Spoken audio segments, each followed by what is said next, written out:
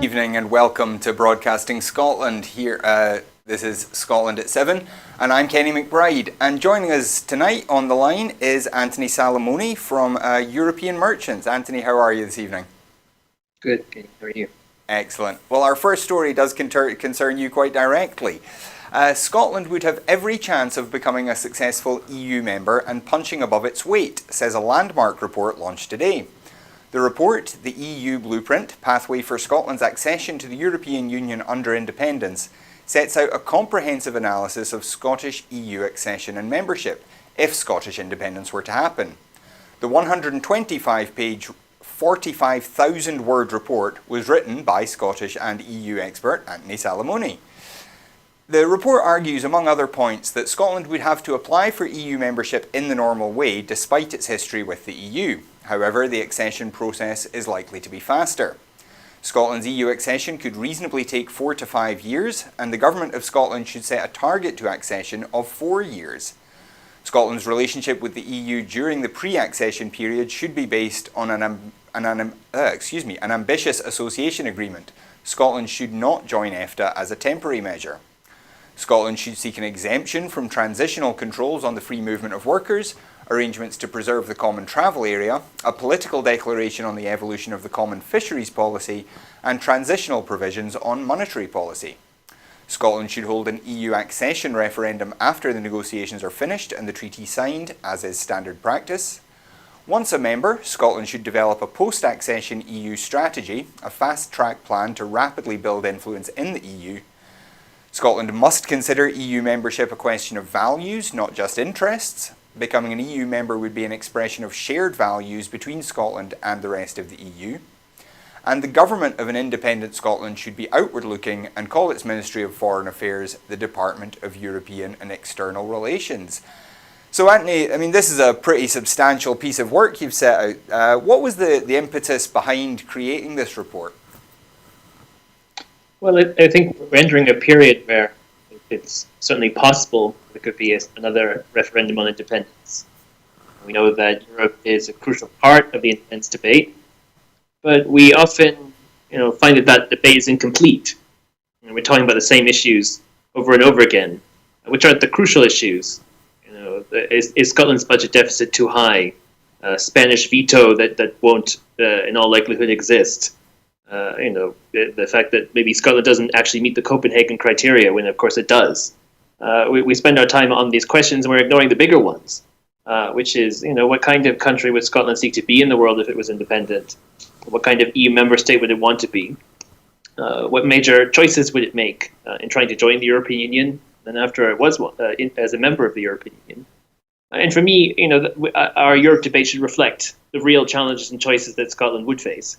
And the main thrust of this report is to try to, lay out in quite comprehensive terms what it would really take for Scotland to join the EU and what Scotland should do to become a successful member state. Because success is not guaranteed. No, influence is not guaranteed.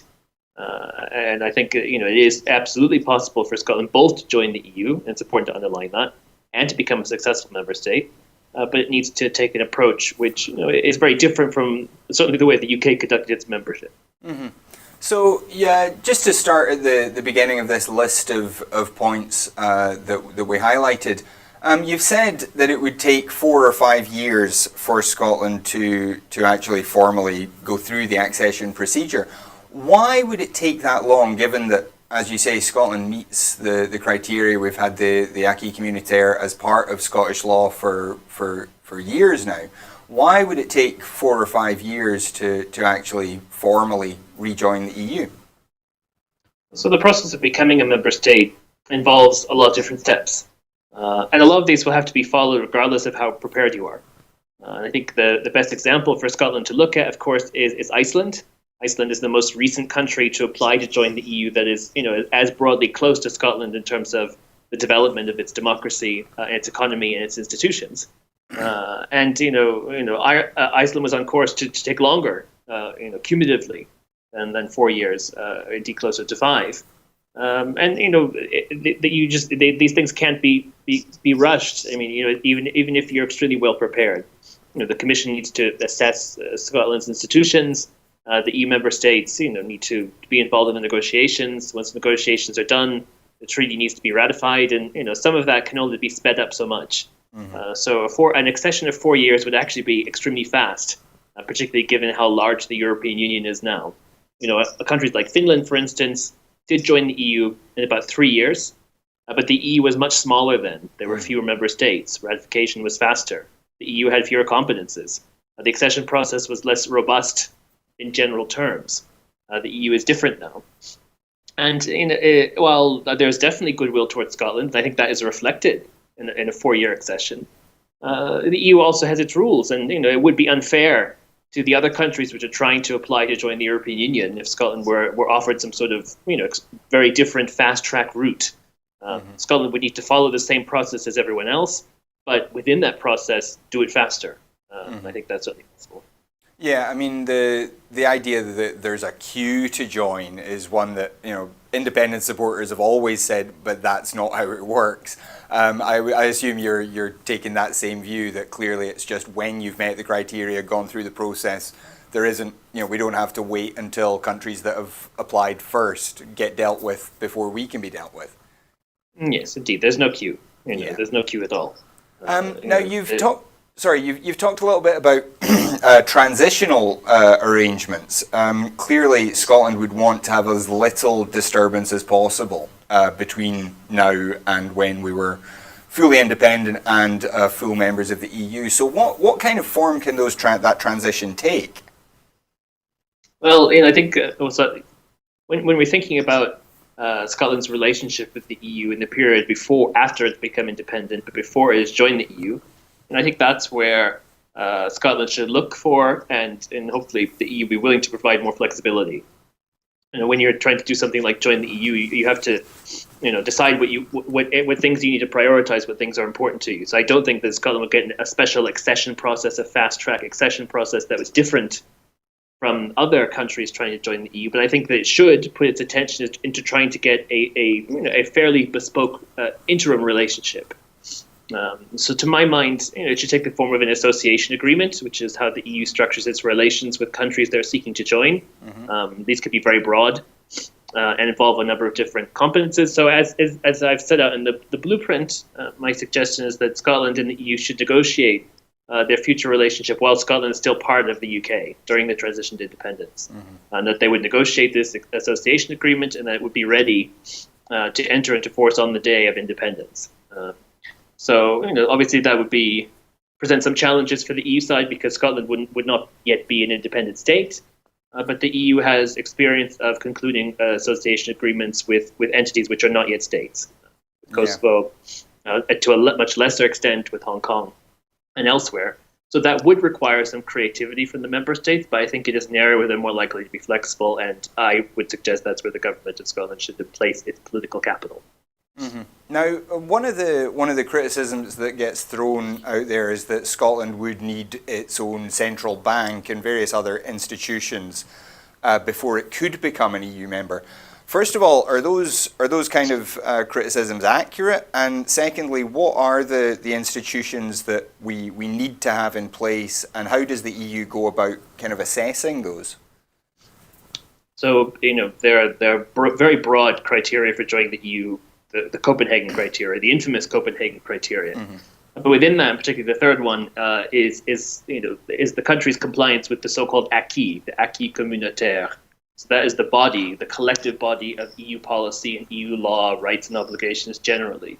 That's big, divided into currently 35 different chapters. You have to meet, generally speaking, all of the acquis before you can become a member, unless you have transitional periods agreed on particular aspects of it. Monetary policy is a chapter of the acquis, and the normal expectation is that a country applying to join the European Union would have both a currency and the institutions associated with it, like a central bank. Now, you do not necessarily have to have those things. Transitional periods would have to be agreed. I recommend that in the blueprint. I think it is possible. I think it would be unusual for a country of Scotland's economic size to apply to join the European Union and not have its own currency. So yes, it would need transitional provisions from that, because that is a notable part of the acquis. But I think that the member states would be willing to be flexible and provide that transition. And in that situation, obviously Scotland wouldn't be able to join the euro immediately, no matter how much we wanted to, because Yes. we wouldn't be able to go through the convergence criteria on monetary union. So basically the EU would have to agree that, well, while you get your new currency established, we'll wait, we'll let that settle, and then we can look at joining the euro at a later date, presumably. Well, sort of, yes. I mean, Scotland would be, in general terms, making a long-term political commitment to eventually one day joining the euro, regardless of whether or not it had its own currency at that time, at the point at which it joined the EU. So that is it's a general commitment. It's a real one, but it would be entirely up to Scotland to decide when, and that when could mean never. Yeah. But I think that as I have mentioned in the report, I think it's important to take a broader perspective. I think we should reflect on why it is we've ended up at a point where our default question is, would we be forced to join the euro? I mean, that is an odd question. It presumes that we've definitely already ruled it out. We should be more open-minded and think of all of the other small countries in the European Union, like Ireland, like Finland, that we normally look to for inspiration, who have been part of the euro for over 20 years. And if it works for them, then maybe it might work for Scotland. I'm not saying that it would, generally, or even in the beginning years of independence, but it might in future, and we should definitely be open to that because the euro is a big part of what the EU is, and it's a big part of what the future of the EU will be. And if you're outside of it, you can't have any influence. Yeah, I mean, I'm just thinking of all the objections that are likely to be thrown out at the independence campaign. Now, and just on the end there, we've talked about the kind of values of the EU and about how Scotland can enhance its position within the EU.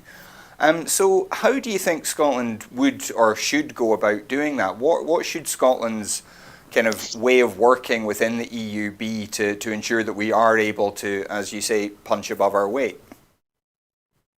Well, so Scotland would be a relatively small state in the world, being average for the membership of the European Union, but still relatively small.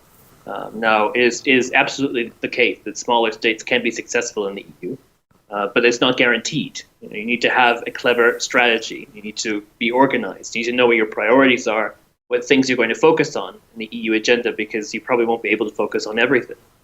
Now, so that means that you have to be clever. You have to integrate everything that you do in the EU into a clear message. So your European interests, your European values, your priorities, the kinds of alliances and partnerships you'll form with other member states, with other EU institutional actors, linking all that together into something that makes sense. And when you're able to do that, then you can be more influential. I think that is absolutely possible for Scotland, but it would clearly not be possible if Scotland, and I don't think it would, but it would be possible if Scotland adopted the UK's approach to European integration, which is confrontational, which is uncompromising, which was self-centered, and obviously, in the end, in terms of England and Wales anyway, led to Brexit. Mm-hmm. Now, I don't think Scotland would go down that path, but it couldn't to be successful. It'd have to look, to the strategies of successful small states like Finland, like Ireland, and recognize that for those countries, in most respects, they have decided to be part of the so-called core of the EU, which is to participate in as much of all the EU policies as possible. Recognizing for a smaller state that when you participate, you can have more influence. Mm-hmm. And just finally on this, you've written this. I mean, this has been a big piece of work for you. I mean, 45,000 words is a really substantial piece of work. Who is the audience for this? Who is it that you're hoping to reach with this? Well, anyone in Scotland who is interested in the future of the country. I think we are in a challenging moment. It's been several weeks since we left the EU. It's something that the people of Scotland never voted for, yet it happened anyway. And people are reassessing. They're thinking. They might be pro-European. Maybe they're not sure about independence. But they're not sure. Could Scotland join the EU? Should Scotland join the EU? Would it be too difficult? Would it be impossible? Would it take forever? I hope that this report, alongside the work of others, will demonstrate, that if it is the case that you are pro-European, you're minded to be interested in independence, but you're worried that some of the things might not be able to happen, that this report can answer some of those questions for you. That yes, Scotland could join the European Union. yes, Scotland is well qualified to join the European Union. Yes, it might take a bit longer than you'd hope, but it's still faster than other countries. There's a set process. It would work. And then base the decisions on that, whether or not, what you think, but not based on things that aren't true. Like, a country like Spain is going to automatically veto Scotland's EU membership, or because the budget deficit is too high, Scotland couldn't even apply. None of that is true. And we should have a debate based on the real issues, and then people should take their decisions from there. Well, having a debate on the reality-based debate is a fairly radical idea in British politics. But Anthony, thank you so much for bringing this piece of work to us. If people want to read it, where can they find it? So it's available online. It's at merchants.scot. The whole report is there. It is long. There are a huge number of recommendations for everything that Scotland should do, across from how and when to apply, what that should look like, what Scotland should do across that process to make itself as ready as it can be to be a member state, and crucially to be a successful one. So yes, a lot of ideas there, and I hope that they will be digested and be useful. Yeah. Okay. Well, that'll be some light reading for me later on this evening then. Just move. Sorry, Andy, are you able to stay with us for the rest of the show? Yes, of course. Brilliant. Well, we will move on then to a couple of other stories then, if that's okay. And this is the SNP has warned that Boris Johnson faces serious questions over the hiring of a Downing Street advisor found to have made a catalogue of offensive, misogynistic and racist comments. Following the delayed resignation of Andrew Sabisky, a series of further derogatory remarks made by the now former Number 10 advisor have come to light.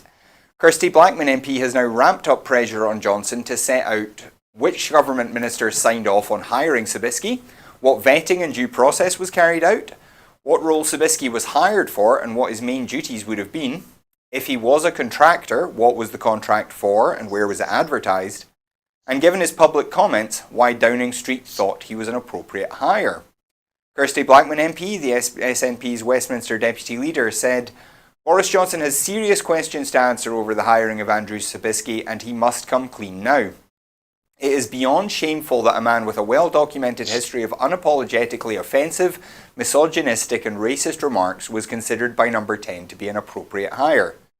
Special advisors do not have the power to hire contractors or to appoint advisors without ministerial approval, so there must now be full transparency and the Tories must set out which government minister signed off on hiring Sabisky. So Anthony Sabisky served a remarkably short period in office at Number 10 as an advisor. He was really forced to resign as soon as these comments came out. Now, a lot of this was relatively well known about Sabisky before he was appointed. What's your feeling about why he was hired in the first place, and how, as Kirsty Blackman is asking there, like how does somebody who's said all of this wild, offensive stuff get to be hired? To be honest, I don't know. I find it very difficult to understand. I think that it's clear that Boris Johnson is not a detail-heavy person when it comes to policy and when it comes in terms to governing. And I think that that has a cumulative effect on how the UK government ends up working. It's not expected that a prime minister will be involved in every single detail. I mean, that's not possible. No. But you have to take a degree of responsibility, generally speaking. But of course, for the immediate team around you. And I think we've certainly entered a phase, which we see it in British politics, also in American politics and other places, where we keep progressively getting to different stages of impunity. Mm-hmm. Leaders try to see how long they can get away with that, and then they take it to the next level, and that's not appropriate. And so, at each interval, it's our collective responsibility to call out things that are inappropriate and say, no, we're not going to continue down that regressive path. That the kinds of progresses that we've made and fought for to try and create a more equal society, they need to continue, not go backwards. And I think in too many cases, not necessarily through Boris Johnson's deliberate attempts, but through his lack of detail and attention, that kind of regression can take place for the people underneath him.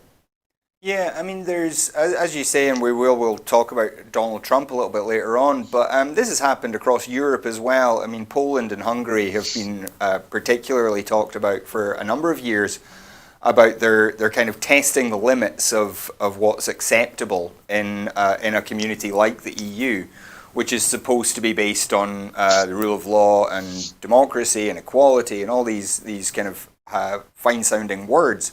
What do you think it is about politics in the early 21st century that we're getting this quite extreme right-wing views, really testing the limits of power and testing what's considered still acceptable in a ostensibly democratic countries? Well, and I think it's complex, and I think we can't necessarily say that the circumstances in each country are the same. Sometimes there are similarities, sometimes there may be even global trends, but we should look to the politics of each country and its own circumstances. I think it's clear that we have gone through a massive transformation over the past decades in terms of increased European integration, increased globalization. That has produced a lot of benefits for people, but it has also produced negatives too. That was always the case. It was always going to happen. And I think it's very easy for politicians to capitalize on people's legitimate frustrations, legitimate grievances, and provide cheap answers, which aren't actually answers.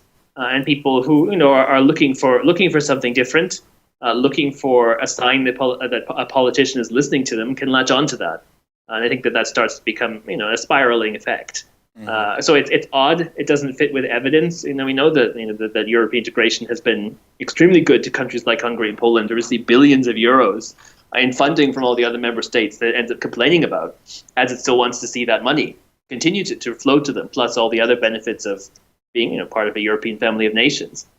So yes, it's strange to see what, for instance, why is Poland's relationship not just with the rule of law but with Germany and with France and so on have deteriorated for recent years. Mm-hmm. It does seem to defy logic, but I think it boils down to that while working together in the EU, working together with global institutions can produce real benefits, there are costs too, and that they have to be addressed. And if other political leaders will ignore them, well, other people will come along and capitalize them for the worse.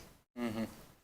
Well, another story involving Kirsty Blackman. SNP MPs in Aberdeen have welcomed the UK government's announcement that it will invest £90 million to cut carbon emissions from industry and homes, including a low-carbon hydrogen production plant near Aberdeen, but has said the Tories must go further. Kirsty Blackman MP and Stephen Flynn MP have called on the Tories to commit to investing in a carbon capture and utilisation storage cluster in Scotland and stop sidelining Aberdeen and other Scottish communities when it comes to green energy innovations, or devolve the powers to Holyrood so the Scottish Government can take the necessary action. In 2015, the Tory Government axed the £1 billion grant to establish a carbon capture and storage scheme in Peterhead, which would have created 600 jobs and made Scotland a global leader in clean energy technology, despite their 2015 manifesto promise to provide this funding.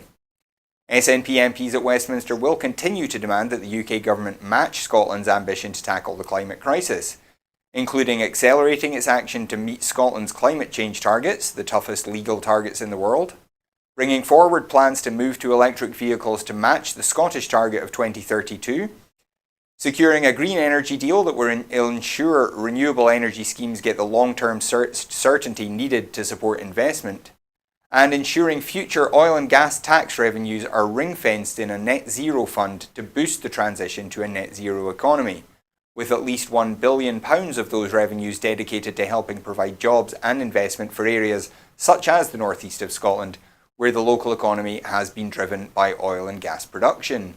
Now, Anthony, obviously this is something that's happening all over the world just now. We're talking about how we're going to transition away from oil and gas, how we're going to transition to a green economy.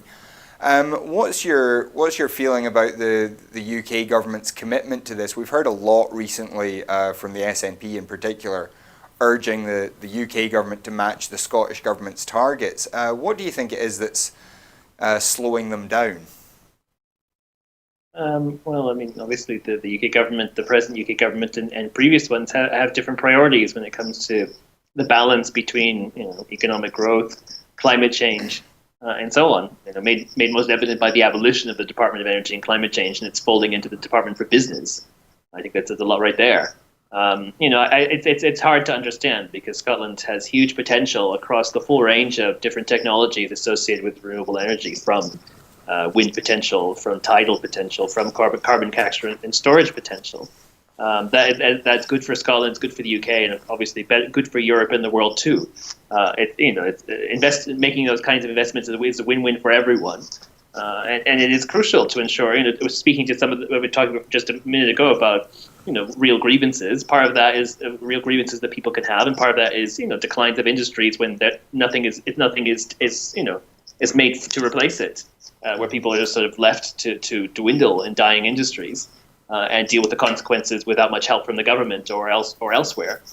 So we have an opportunity to plan the transition to a green economy and to do it cleverly with the right investment, not haphazardly, not leaving too many people behind. Instead, turning into a real opportunity to create a better kind of economy with more sustainable jobs for people, and of course, better for the environment as well. At a crucial moment where we need to make that decisive kind of change to avoid the worst effects of global warming, if it's not too late already.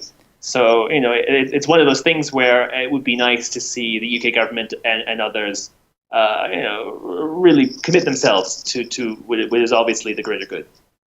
Yeah, I mean, this is, there's been quite a bit of talk over the last year or two about something like a European Green New Deal type idea.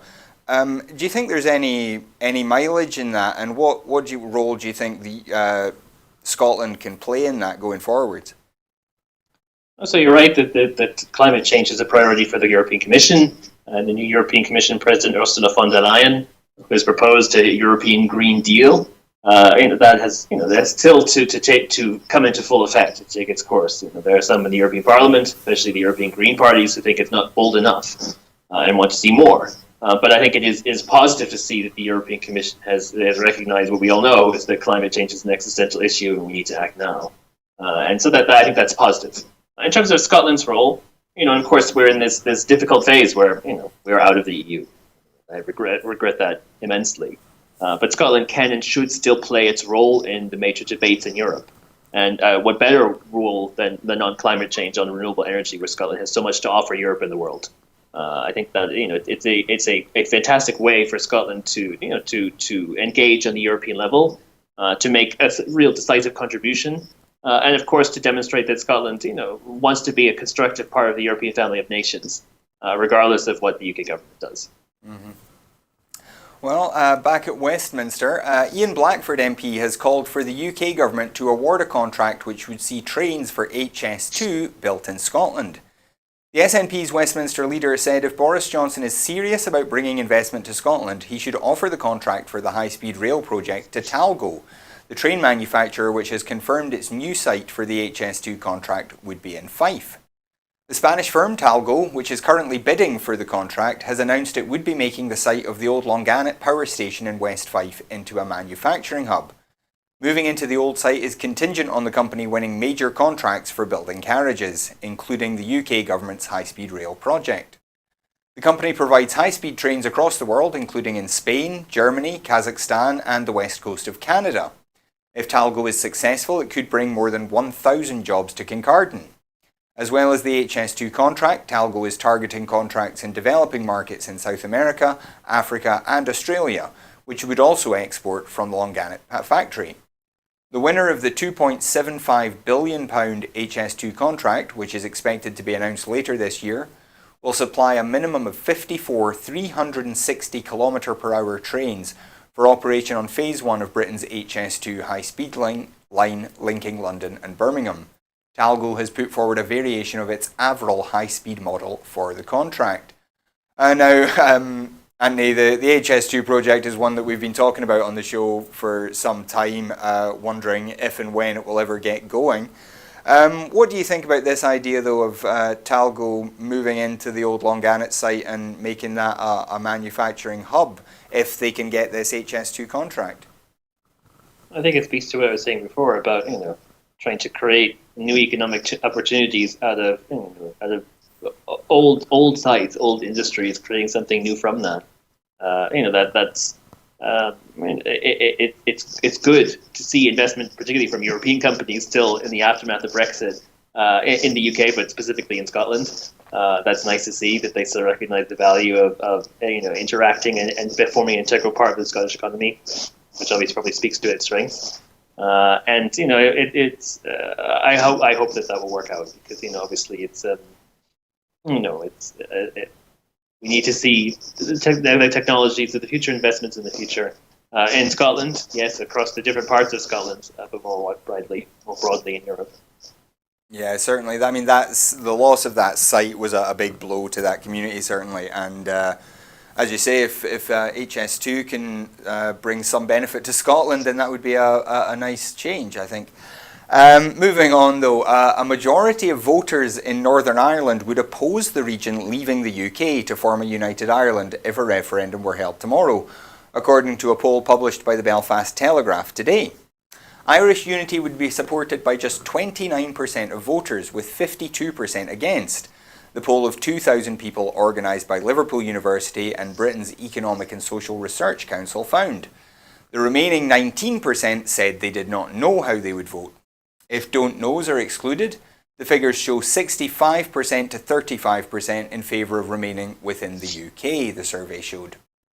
The data offers an antidote to excitable recent commentary concerning the imminence of Irish unity, said John Tong, Professor of Politics at the University of Liverpool, who led the survey. But he added that the poll indicated a 2% rise in support for Irish unification since the last poll in 2017, a rate of increase that would produce a majority for a united Ireland within 2 decades. Now, obviously, Andy, in the context of Brexit, this has become a bigger and bigger story. We saw recently Sinn Féin doing very well in the Irish elections, and a majority of people in Ireland showing support for Irish unity, which was not necessarily a widely held position as little as a few years ago. What do you make of these numbers? I mean, I think a lot of people expected, as the professor said, expected Brexit to be a big turning point in the Irish debate. Are you surprised by these numbers at all? Well, I think that the support which they've shown for Irish reunification is actually quite high compared to what has taken place before. I'm sure much of that is down to Brexit, but we were still at that phase where whatever Brexit is still happening. Still in the process of happening. The UK has formally left the political institutions of the European Union and has no say on how the EU works. But we are still part of the vast majority of the laws and policies of the EU with no say for the rest of this year. And it's only after we move on from that point will there start to be much bigger substantive changes in people's lives. And at that point, perhaps opinions might shift. But obviously, this is an issue which is important for Europe. That's one of the reasons why Northern Ireland was a priority in the Brexit negotiations, not just because the Irish government worked very hard to achieve that, but because the EU itself, as an institution, as an organization, has invested in the peace process, and is always, and has been from the beginning, which is of course left out of the debate in the UK as the EU, often is and was.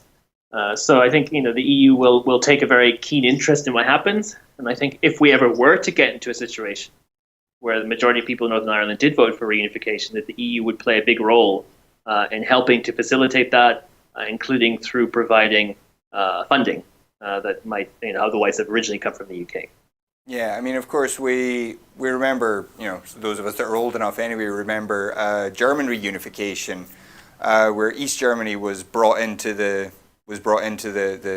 EU relatively easily. Yes. Would it be a fairly simple process for Irish unification to happen in that European context? Would the EU be ready to kind of make it a smooth transition?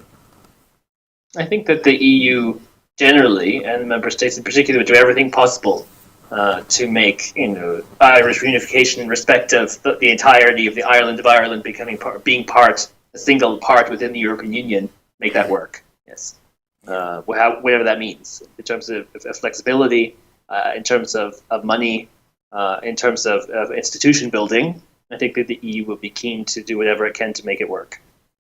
So yes, I would expect nothing else.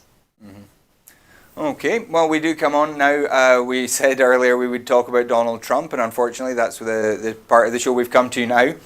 US President Donald Trump today called for all cases stemming from Special Counsel Robert Mueller's investigation into Russian interference in the 2016 election to be thrown out, and suggested he could bring a lawsuit over the matter. Trump made the comments hours before a telephone conference call between lawyers for the president's former advisor, Roger Stone, and prosecutors. Stone was convicted on 7 counts of lying to the US Congress, obstruction, and witness tampering. Prosecutors initially called for Stone to receive a prison sentence of between 7 to 9 years in the case, but after Trump publicly called the recommendation unfair, the Justice Department scaled it back. That sent shockwaves through Washington and prompted all 4 prosecutors to quit the case and 1 to quit the agency. Everything having to do with this fraudulent investigation is badly tainted and, in my opinion, should be thrown out, Trump said in a series of tweets. If I wasn't president, I'd be suing everyone all over the place, but maybe I still will. That "but maybe I still will," all in capital letters, by the way, Trump continued. Asked about Trump's tweets on Tuesday in an interview with Fox News Channel, White House spokeswoman Stephanie Grisham alleged corruption and raised questions about the jury, adding, "He's frustrated, obviously, and who knows what he'll end up doing." That last line, I think, Anthony, could probably apply to just about everything that Donald Trump does. And we've actually just had news come in. I've literally just had this handed to me. Today, President Donald J. Trump signed executive grants of clemency granting full pardons to the following individuals: Edward DeBartolo Jr., Michael Milken, Ariel Friedler, Bernard Kerik, Paul Pogue, David Safavian, and Angela Stanton. In addition, President Trump signed executive grants of clemency granting commutations to Rod Blagojevich, Tanis Nicole Hall, Crystal Munoz, and Judith Negron. So certainly letting out some people there with certainly quite bad reputations. And this case with Roger Stone, this again, it comes back to this idea of people testing the limits of executive power in the US. As I say, we've seen it in the UK as well. What's your feeling on where Trump is just now after he got out of his impeachment trial, claimed absolute exoneration despite the blatantly unfair trial that was held? What's your feeling on where Trump is going now? I mean, is he now genuinely a real danger to the world with this sense that he can just control the law? Well, I think I don't think any of this should surprise us. Donald Trump has been very consistent in the degree to which he prioritizes himself, and the extent to which he doesn't necessarily often seem to have policies or strategies. I think people give him too much credit when they try to analyze his actions, saying it's in a frame of some sort of strategy or grand plan. I don't think there is a grand plan most of the time, other than doing whatever Donald Trump thinks suits Donald Trump. That is not the purpose of the office of the President of the United States, obviously. And the President is meant to be a leader, an executive. I don't think Trump fits any of those standards by any stretch of the imagination. At the same time, obviously, the U.S. political system is intended to have checks and balances. But in order for those to work effectively, the people who control the balances need to be willing to exercise that authority. And I think it's obvious when it came to impeachment, for instance, that it was completely on party lines, mostly, except for Mitt Romney on the one count. And that's not what the separation of powers is meant to be about. Mm-hmm. Effective checks and balances only happen when the people who have the check use it.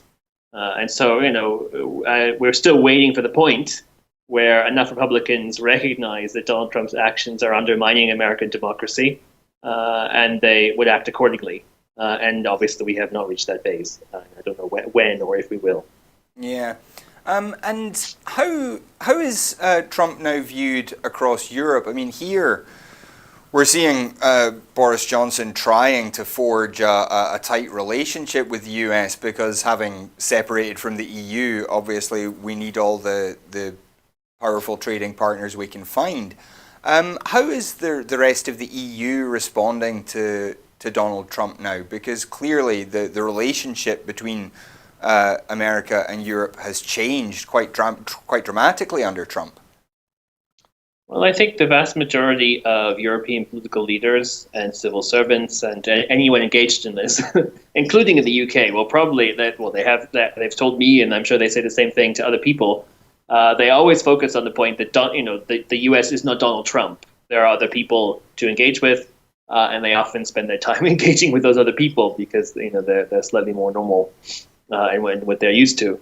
So Donald Trump is not America. There are plenty of people in the United States as well, including in politics, who find his actions reprehensible, and he will not be president forever. Of course, there will be someone after him, whether that's sooner rather than later. And I'm sure that there's a degree of hope and expectation that the U.S. might return to a degree of normality when it comes to Washington politics. And I don't think we should write that off. I think it is possible. Things will probably never go back to completely how they were. But I think it is certainly possible for America to right itself in terms of its foreign policy and place in the world. In terms of the European Union, it's difficult because the United States and every American presidency up to Trump have always been very supportive of the European Union and European integration. Not least because it makes things easy for the United States in terms of the famous Kissinger question of who do they call. It's very handy to have EU institutions that work well so the United States can interact with them rather than all the 27 different countries when it comes to things that it's trying to agree. So it's very different to have a situation where Trump is so obviously hostile, not just passive to the European Union, but actively hostile to the idea of the European Union existing. That is, it's hard to escape that, if you're the European Union, because if someone, not only is passive against you, but actively wouldn't mind it if you disintegrated, it's hard to have a good relationship with them. And what does the US hope to get out of that? What benefit does Trump and his advisors, what do they hope to achieve by seeing the EU weakened? Again, I think that's giving them too much credit. I don't think there is some sort of grand plan of first we want to weaken the European Union, we want to see it fail, and then we have this fantastic plan to come after it or whatever. I mean, maybe some particular individuals within Trump's circle, but his circle doesn't seem to last very long. People don't seem to stay in there very long. I don't think there is a plan. Obviously I'm not in Washington, but my impression is that Trump is constantly spinning around, creating stories from nothing, finding things to make fights with, and to create stories to distract from his obvious failings, his legal challenges, his legal processes, the court cases. We've often seen that at these moments where big things are happening with the Russia investigation, with the Mueller probe, with impeachment, Donald Trump would make outrageous foreign policy decisions, and that was largely to distract the American media from the personal difficulties he was facing. So again, it comes back to what I said before, that Donald Trump is doing what he thinks is best for Donald Trump, and not in the interest of the United States, and to be frank, probably not in the interest of anyone around him either.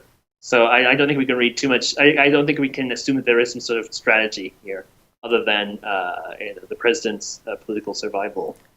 Yeah, it's a fairly frightening world that we live in when the leader of the free world, arguably the most powerful person in the world, is only interested in himself. But unfortunately, we don't have time to go into a great deal more depth on it. In Turkey now, a Turkish court today acquitted 9 activists accused of terror charges over their alleged involvement in Istanbul's Gezi Park protests. A landmark ruling in a case that has given new hope to Turkish civil society in a country where many fear the rule of law is being steadily eroded. Applause erupted in the courtroom and some people cried in disbelief when the decision was announced at a courthouse near the Silivri maximum security prison campus on the outskirts of Istanbul earlier today. A guilty verdict had widely been expected for the businessman and philanthropist Osman Kavala, who has been held in pre-trial detention for more than 2 years, along with 2 other defendants facing life sentences without parole for their role in the 2013 protests.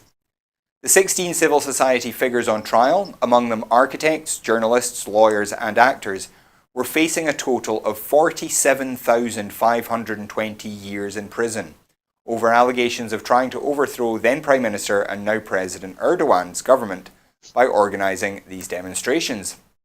The case of 7 further defendants who are abroad and were being tried in absentia was separated, but arrest warrants for them were lifted. One lawyer said they were also expected to be acquitted. The high-profile case has drawn strong criticism from Turkey's Western allies and human rights group, including the European Court of Human Rights, which in December called for Kavala''s immediate release. So obviously a great relief, Anthony, for those people who were held up on these charges. I mean, a potential 3,000 years in prison each for 16 activists seems almost unbelievable. But this does seem to have been a big surprise in Turkey. What's your kind of knowledge of Turkey and how Erdogan has kind of expanded his power over the last few years? Well, I think it's been very interesting and in some ways saddening to see Turkey's evolution over the past a decade or so. We look back to the early 2000s. I mean, we were really seriously talking about Turkey as a future member of the European Union. Mm-hmm. Turkey was making rapid progress on the rule of law, on democracy, and the issue of Turkish accession was real. I think we are further away now. We are now further away from the prospect of Turkey ever joining the European Union than in decades, due to its regression. It's pivoting away from the EU and from the values which are so essential to what the EU is meant to be about. So anything which demonstrates that there's still strands in Turkey who are minded to look for those kinds of shared European values. Of course, Turkey is a European nation and an Asian nation all in one at the crossroads. That is good, but I'm sure it will be an uphill struggle. And Erdogan is clearly a strong man. Of course, he's not alone in countries around the world who have a similar approach. And it's a challenging set of circumstances because Turkey is so geostrategically important to Europe, to NATO. So to see Turkey or through its political leaders continue to move further away, closer towards Russia, for instance. It's a big concern on so many levels for people in Turkey, for civil society, but also for geopolitics too.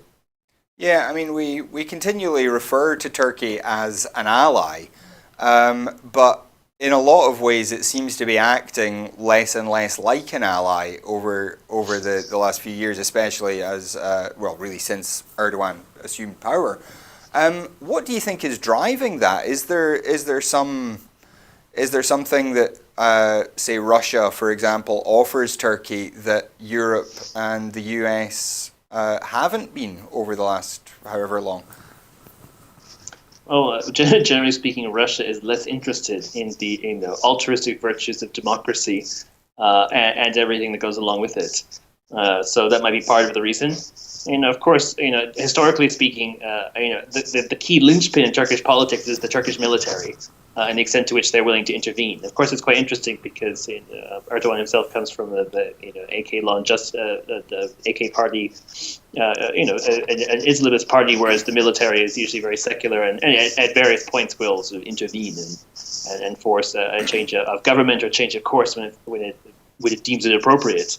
So that is always the background, of course,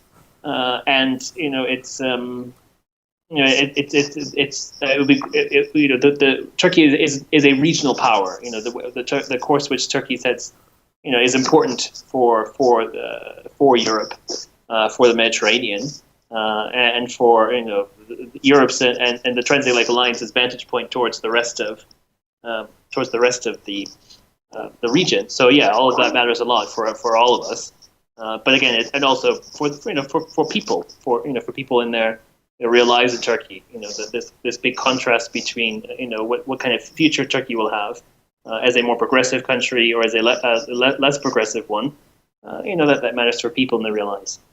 Yeah, it's obviously a tragedy for people that have to live under an increasingly dictatorial rule. But if this is a sign of change, then it's something we definitely have to welcome. Moving on, though, back to Scotland and commenting on the latest labour market statistics released by the ONS for October to December 2019, Business Minister Jamie Hepburn said, "These results show that through our labour market strategy, Scotland continues to see the benefits of a strong and inclusive labour market. Scotland's employment rate rose over the quarter to 75% and remains close to the highest on record. This is mostly driven by a rise in the employment rate of women of 0.9 percentage points to 71.4%. Over the same period, the overall unemployment rate fell to 3.5%, close to the record low, and 0.3 percentage points lower than the UK's at 3.8%. The unemployment rate for men fell to 3.3%, the lowest on record and lower than the UK's at 3.9%. As we set out in the programme for government, we will continue to make Scotland's workplaces fairer through our work to tackle the gender pay gap, reduce the disability employment gap, and demonstrate leadership in tackling race inequality in employment. Today we have published a new career strategy for Scotland which will help people access the help they need to get into work or change their career and fulfil their potential. Our Future Skills Action Plan supports this ambition and will help ensure Scotland has a skilled and productive workforce which is resilient to future economic challenges." Now, I mean, these are relatively small changes in the overall picture of the state of employment in Scotland. What's your feeling about the state of employment in the country? I mean, a lot of people will look at these figures and say it's really good news, but at the same time, we still have quite a lot of insecure work, quite a lot of low-paid work, gig work, and fewer really career jobs and more kind of short-term jobs. What's your feeling about the job market generally? This is a range of issues that I'm providing my thoughts on. Yes, I think that from my perspective, I think that is the key thing. I mean, it's good if people are seeking work opportunities and they find work opportunities. That's great. But yes, we're talking about the quality of work as well. It'd be nice if unemployment figures could take that more into account. If people are in part-time work, if they are so-called self-employed, gig economy workers, if they are in other kinds of insecure work. What does that say about people's qualities of life? I think that is important. Obviously, the First Minister has spoken at great length about well-being, for instance, and of course, we talk about it's good that we're having discussions about work-life balance, for instance. I think all of that needs to come together a bit more, and we think that thing is thinking a bit more about the kind of society that we want, the kinds of opportunities people can have, and the kinds of security that people should have. Yeah. I'm very interested in the idea of universal basic income because it provides a floor of guarantees for people to try and figure out the best, most productive and interesting way for them to engage in society, including taking a risk, for instance, of starting a small business or whatever else. I think it would be nicer if we moved in that direction. Yeah. I mean, we've talked about UBI on this show several times. There's actually another piece of research I saw today in part produced by Craig DL, a great friend of the show from Commonweal, produced by Inclusion Scotland about how UBI might affect disabled people in Scotland. Really interesting. But we don't have a lot more time to talk, so we will just go to our last story of the day, and that's Bruce Crawford, MSP, has announced that he will not be seeking re-selection for the next Scottish Parliament elections in May of next year. By then, he will have been in public service for over 46 years, with 33 of those as an SNP elected representative. Mr Crawford was first elected to Holyrood on the Mid-Scotland and Fife list in 1999, winning the Stirling constituency in 2007. In government, Mr Crawford served as the Minister for Parliament Business and then as the Cabinet Secretary for Parliament and Government Strategy before stepping down from the role in 2012. Mr Crawford currently chairs the Scottish Parliament's Finance and Constitution Committee and is the convener of the SNP's MSP group at Holyrood. Commenting, Bruce Crawford said, "While I am still enjoying being an MSP, my wife has already retired and we have 3 wonderful young grandchildren for whom we want to create much more space in our lives. It has been an honour and privilege to serve as the MSP for the Stirling constituency, as well as to have the opportunity to be a Cabinet Secretary, a committee convener, the SNP business convener and a council leader all over the last 32 politically packed years. In the Stirling constituency, it has been particularly great to see so much done during my time as the local MSP, from a brand new college campus and new schools to a state-of-the-art community hospital and other very modern local medical facilities. At Holyrood, being part of the first ever SNP government and helping to ensure stability for a minority government was challenging but very rewarding. Latterly, I have also enjoyed being the convener of the Finance and Constitution Committee and the SNP Group convener. I will miss working with and for so many people in the Stirling constituency. I will of course continue as an MSP for more than another year, and during that time I hope to say a personal thank you to the many people who have been part of my life over the years in both the constituency and at Holyrood. With the opinion polls now in our favour, I believe Scottish independence is inevitable, and it's coming soon. And when that bright day dawns, I look forward to watching my grandchildren grow and prosper in our independent future. And Anthony, do you know Bruce Crawford at all? Is he someone you've come across in your travels? Yes, indeed. I think that, excuse me, obviously Bruce Crawford has played a big role in Holyrood's response to Brexit through the Finance and Constitution Committee, not least when it came to the EU Continuity Bill and the committee's, plenary sort of the committee sitting in the plenary in the parliamentary chamber and going through all of the motions on that, plus all the other contributions that he's made to Scottish politics. And it's nice to see people like Bruce Crawford who have a positive, constructive spirit when trying to go about their daily business in politics. Yeah, I mean, a great servant. As he said, 33 years in politics is probably more than anyone deserves. But he seems to have enjoyed it. Seems to feel like he's had a good run. So we wish him and his family all the best. As we said there, he's been a great servant. Worked very, very hard to represent his constituents in the best way he could. So we can only thank him for his service. That is unfortunately all we've got time for tonight. We'd like to thank Anthony very much for joining us. It's always a pleasure to hear from him. Always got some really useful insights. And we would encourage you to go and look for his report. Just remind people where they can find it again, Anthony?